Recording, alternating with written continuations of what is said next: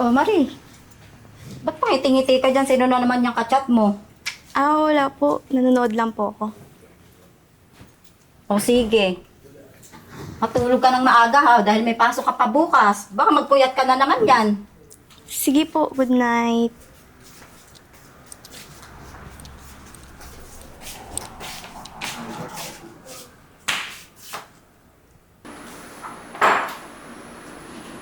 Nay, ito na yung isda.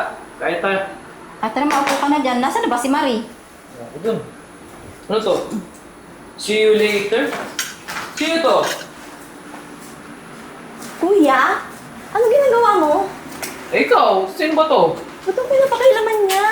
Eh, sino ba yung kikitain mo? See you later daw. Wala! Kaibigan ko lang.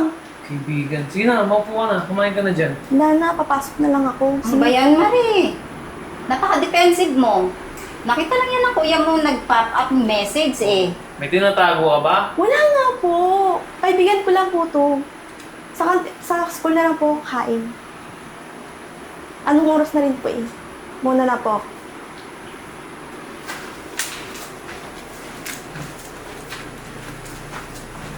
Alam ko ma. May nabasa akong notification. Siguro may tinatago sa atin yan. Tingin mo?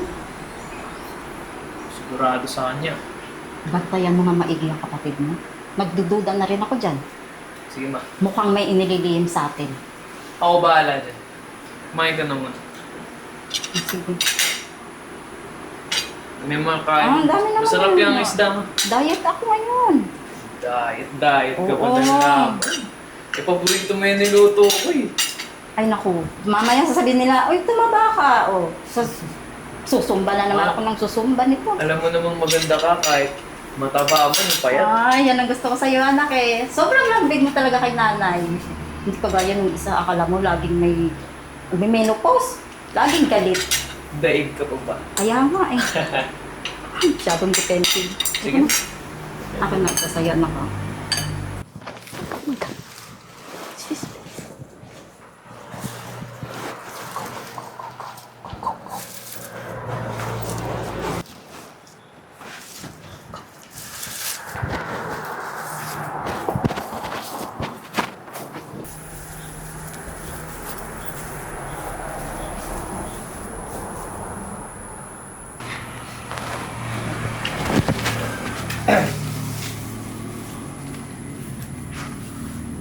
Jeremy, ikaw ba yan? Oo, ako nga to.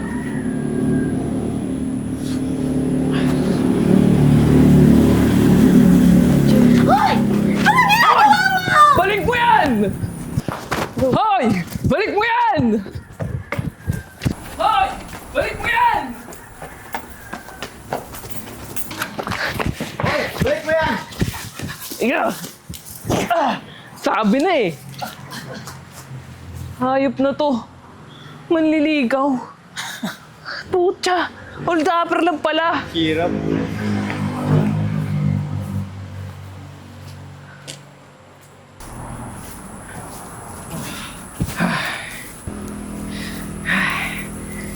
Ayan.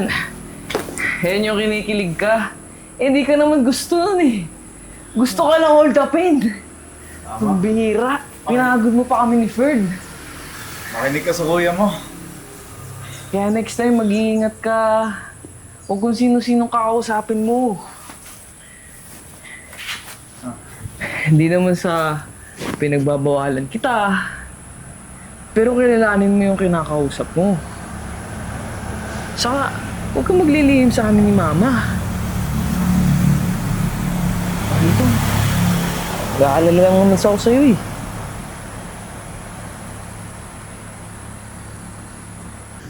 Alam mo na ha, basta next time mag-iingat ka. Alam mo naman na ngayon. Ma, O mga anak, bakit ang aga nyo? May nangyari ba? ayun, si Marie. Nay, sorry may tinago po ako sa inyo. Ano yun? Ay, sorry. Naglihim ako. Ano yun? Kasi po, nakapagkita po ako sa isang lalaki. Inisnatcha po yung bag ko. Kaya po, muntik na pong madisgrasya si kuya. Kundi po dahil sa kanya, baka po mawala na yung bag ko. Buti na lang kasama ko din si Ferd. Nahabol naman namin yung magnanakaw. Yan ang nga bang sinasabi ko eh. Di ba pamilya tayo?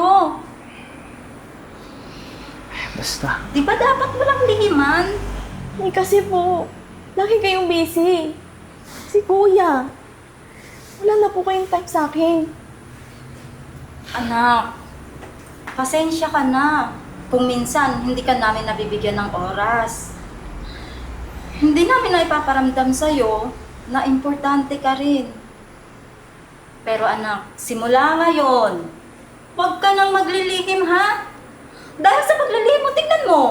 Muntik na mapahamak yung kuya mo. Sige na. Okay na yun. Basta promise mo sa amin, Maria, hindi ka naman pagbabawalan. Basta gusto lang namin na safe ka palagi. Ha? Huwag ka na maglilihim, ha? Naman talagang batang to, oo. Sige na, tahan na. Tahan na. Kinikilig-kilig pa yan kanina. I-snatchan lang pala ng bag. Ay, nako, mga Pambihira. anak. Ay, naku.